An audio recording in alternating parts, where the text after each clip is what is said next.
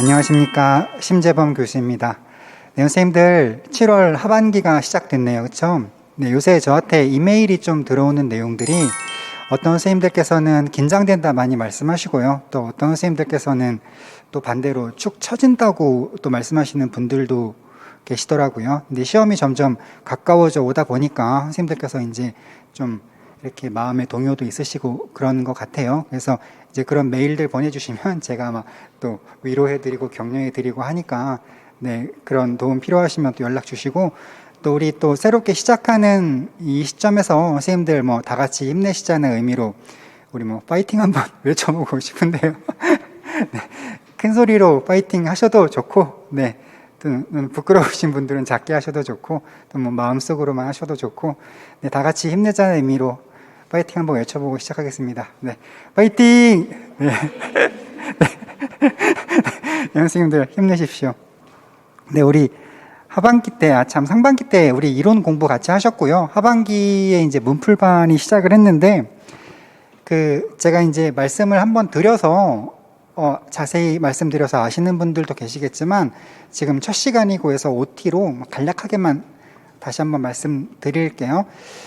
일단 2014년도부터 2021년도까지 8개년치 기출문제를 일주일에 2년치씩 해서 4주 동안 같이 풀 거고요. 그 다음에 2013년도 이전 거 6개년치를 3주 동안 푸실 거고, 그 다음에 나머지 5주 동안은 총 12주가 되는데 5주 동안은 제가 만든 예상 문제들을 같이 풀어보시게 될 거예요. 자, 근데 선생님들 이 시기에 선생님들께서 챙기셔야 되는 것들 뭐 여러 가지가 있겠지만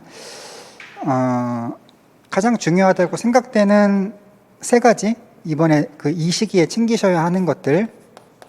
자, 기출 정답이 뭔지 요거 확보하셔야 되겠죠. 그 다음에 또 되게 중요한 게 답안 작성 능력, 이것도 키우셔야 됩니다.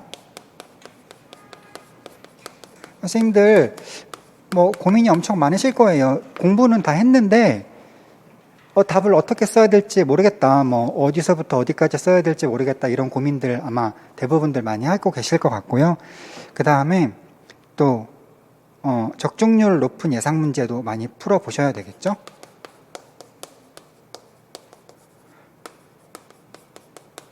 자, 요 세 가지가 이 시기에 하셔야 되는 가장 중요한 대표적인 세 가지 일이라고 생각이 되는데, 자, 일단 우리 기출 정답에 관해서, 자, 선생님들 제가 작년에 임용고시에 입성을 해서 저도 이제 가장 먼저 기출 문제부터 훑어봐야 되기 때문에 기출 어떤 자료들을 좀 확보를 했어요. 그래서 제가 문제풀이를 하면서 제가 푼 것들과 뭐 제가 푼 게 맞는지 확인하고 싶기도 하고 해서 기출 자료들, 답이 적혀 있는 뭐 학원에서 이렇게 나온 자료들도 포함해가지고 제가 푼 것들을 이렇게 비교를 해봤는데, 제가 깜짝 놀란 게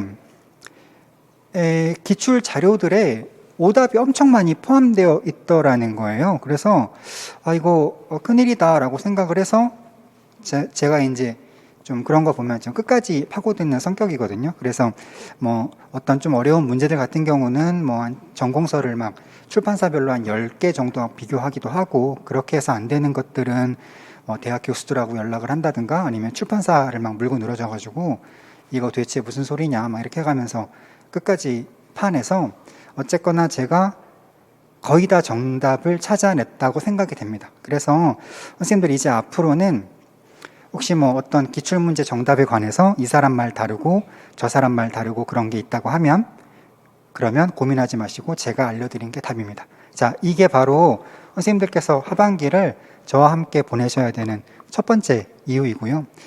자, 두 번째 이야기는요, 선생님들 답안 작성 능력 되게 중요한 거 아시죠? 이거는 답안 작성을 조금 그러니까 내가 아는 문제였는데도 조금 실수 그런 게 있으면 거기서 감점을 많이 당하다 보면, 왜 이렇게 좀 혹시 N수 선생님들 같은 경우에 내가 예상했던 가채점 했던 것보다 점수가 너무 안 나왔다, 이런 경험들이 있으실 수 있어요. 근데 그런 것들이 아마 이론은 좀 아셨을 수 있는데 답안 작성이 서툴러서 감점을 많이 당해서 그런 결과가 나왔을 수도 있는 거거든요. 그래서 답안 작성 능력이 되게 중요한데, 사실 어떻게 하는 게 올바른 답안 작성 능력이다라는 것을 우리 노량진의 임용 교수진들도 선생님들께 이렇게 확신을 갖고 안내해 드리기가 지금까지는 조금 어려웠습니다. 왜냐하면 평가원에서 이렇게 하면 된다라고 어떤 지침을 준 게 없기 때문에 사실 저희들도 이렇게 하세요라고 섣불리 말씀드리기가 좀 어려운 부분들이 있었거든요. 그래서 제가 작년 연말에, 그러니까 선생님들 시험 보시고 난 직후에 선생님들의 복귀 답안을 한 몇십 명 선생님들한테 사전에 이제 약속을 하고 복귀 답안을 시험 보신 바로 다음날 복귀하셔갖고 저한테 보내주셨어요. 제가 받아가지고 제가 한번 가채점을 시도를 해봤습니다. 근데 어떻게 했냐면 도대체 평가원의 채점 기준이라는 게 뭘까를 제 나름 상상을 해가지고 평가원이 이제 빙의를 한 거죠. 그래서 내가 채점자가 되어보자 이런 상상을 하면서 어떤 그 선생님들께서 답안 작성하신 걸 보면서 내가 평가원의 채점자라면 도대체 어떤 기준으로 채점을 할까라는 채점 기준들, 원칙들을 막 세워가면서 그래, 이럴 때는 여기까지 맞게 하고 여기까지 틀리게 하자. 이럴 때는 이걸 맞게 하고 틀리게 하자. 이런 생각들을 계속 하면서 어떤 제 나름의 원칙을 정해가지고 선생님들의 답안 채점을 해드린 다음에 싹 보내드렸거든요. 그리고 선생님들께서 최종 결과가, 그러니까 1차 결과가 나오셨을 때 저랑 약속했던 대로 원래 이제 그 실제 점수를 저한테 알려주시기로 약속을 했던 부분이라서 점수를 보내주셨어요. 그래서 제가 채점해 드린 거랑 실제 점수를 비교해 보니까 되게 좀 깜짝 놀랄 정도로 되게 유사한 점수들이 나오셨더라고요. 그래서 제가 알게 된 게, 평가원에서도 이런 식으로 채점을 하고 있겠구나, 내가 세운 채점 기준이 맞겠구나라는 그런 확신을 어느 정도 가지게 된 거죠. 그래서 제가 선생님들께 그런 채점 기준을 토대로 답안을 이렇게 작성하셔야지 점수를 더 높게 받고 또 감점 안 당하신다, 이런 부분들을 누구보다 더 정확하게 전달해 드릴 수 있을 것 같아요. 그래서 선생님들의 답안 작성 능력을 확실하게 키워드릴 수 있다라는, 이것이 바로 선생님들께서 하반기를 저와 함께 보내셔야 되는 두 번째 이유입니다. 자, 그리고 이 적중률 높은 예상 문제, 이 얘기를 하기 전에 선생님들께 한 가지만 좀 질문을 드리고 싶은 게 있는데요. 선생님들, 우리가 단기 합격을 하려면, 빨리 합격하려면 뭐가 가장 중요할까요? 키 팩터가 되는 게 뭘 것 같으세요? 우리가 가장 단기간에 합격하려면 딱 떠오르는 생각으로는 열심히 공부해야 돼요, 그런 것들이 우선 떠오르시죠. 근데 그게 너무 당연하고 너무 맞는 말이긴 한데 제 얘기를 듣고 나시면 조금은 허탈이라고 해야 되나? 그러면서도 맞긴 맞네, 그런 생각 좀 드실 수 있을 거예요. 뭐냐면, 공부를 열심히 하는 건 너무 당연하고 너무 중요한 건 맞는데,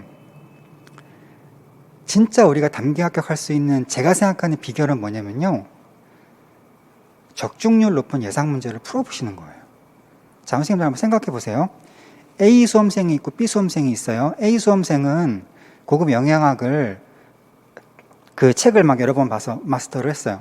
B 수험생은 되게 적중률 높은 예상 문제를 풀었어요. 근데 이 두 수험생 중에 실제 시험을 보면 누가 더 점수가 높게 나올까요? 좀 안타까운 현실이지만 B가 더 높게 나올 겁니다. 그 적중을 많이 했다고 할 때.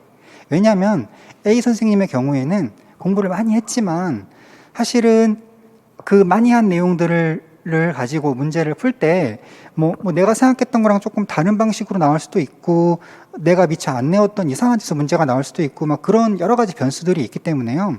사실은 진짜 단기 합격을 하려고 그러면 진짜 아주 적중할 수 있는 그런 예상 문제를 많이 풀어봐서 그런 문제에 대한 훈련이 많이 되어 있으셔야 된다고 생각이 되거든요. 자, 그런데 제가 작년에 딱 입성을 해서 어떤 전공서들을 가지고서 또 그동안 기출 분석을 한 걸 토대로 해가지고, 전공서를 펴놓고 그동안 기출되었었던 문제들과 유사하게, 그동안 안 나왔던 데서 유사하게 문제를 내자, 이런 기분으로 문제를 만들었거든요. 저는 그냥 그게 당연해 보여서 그렇게 만들었어요. 근데 선생님들로부터 어떤 반응을 좀 들었냐면 이런 말씀들을 좀 해주시더라고요. 다른 문제들을 풀어봤을 때는 내가 이 막바지 이 시기에 이런 문제를 풀어야 돼? 이게 나와? 이런 이상한 문제를 내가 풀고 있어야 돼? 그런 생각이 많이 드셨었대요. 그랬는데 제가 문풀반이나 아니면 최종 모고반에서 만들어 드렸던 문제들을 푸시면서는 내가 풀어보고 싶었던 문제들이 바로 이거야 라는 느낌. 그리고 또 이게 바로 이제 실전하고 유사한 형태의 문제 같아, 이런 느낌들을 가지고 문제를 푸셨다고 하시더라고요. 그리고 실제로 제가 작년에 만들었던 문제들이 작년 시험이랑 그 유형까지 되게 유사하게 나온 문제들이 많았었습니다. 그래서 이게 어떤 평가원의 출제자들이 내는 어떤 문제를 내는 유형과 또 가장 흡사하게 문제를 낼 수 있는 뭐 그런 어떤 감각도 가지고 있는 것 같구나라는 생각을 했었거든요. 그래서 네, 이렇게 어떤 적중률 높은 예상 문제를 미리 풀어봄으로써 선생님들께서 시험장 가셨을 때 적어도 상당 부분 이상 이미 풀어봤던 문제가 비슷하게 나오는 그런 느낌으로 문제를 푸실 수 있도록 만들어 드릴 수 있는 사람이 과연 누굴까라고 생각을 해봤을 때, 네, 감히 말씀드리자면 뭐 제가 아닐까 그렇게 생각을 합니다. 선생님들, 그래서 그게 바로 선생님들께서 하반기를 저와 함께 보내셔야 되는 세 번째 이유라고 말씀드릴 수가 있겠습니다. 네, 오늘 OT 하려고 준비해왔던 멘트 한 거고요. 네, 아무튼 여기까지 우리 그 7월부터 시작하는 문풀반 동안 네, 하시게 될 공부들, 이렇게 4주, 3주 예상 문제 푸시게 된다는 거랑, 또 제가 선생님들께 뭐 어떤 그런 생각을 가지고 강의를 진행할 것인지 이런 부분들 소개해 드렸고요. 네, 뭐 계속 강의하면서 말씀드리면 되니까 선생님들 요거 하나만 좀 기억해 주세요. 저는 기출 문제를 미리 좀 풀어보고 나서 강의를 들으셔야 된다라고 생각하는 편이거든요. 그래서 혹시 뭐 육아 병행이나 일병행 하셔가지고 너무 바쁜 선생님들은 어쩔 수 없이 바로 강의를 들으셔야 될 수도 있겠지만, 그렇지 않다고 하면 가능한 한 미리 문제를 풀어보시고 강의를 들으시면 좋겠고요. 오늘 강의 같은 경우는 우리 지금 그 직강에 오신 선생님들은 혹시 안 풀으셨으면 어쩔 수 없지만, 우리 인강문 선생님들 같은 경우는 지금 만약에 21년도랑 20년도께 문제가 안 풀려 있으시면은 시간이 괜찮으시다면 먼저 한번 풀어보신 다음에 강의를 들으시면 좋겠고요. 자, 그리고 우리 직강문 선생님들도 혹시 이번 주에는 안 풀어오셨다라고 한다면은 다음 주에는 그 19년도, 18년도 거를 문제를 한번 풀어서 오시면 더 좋겠다라는 생각을 합니다.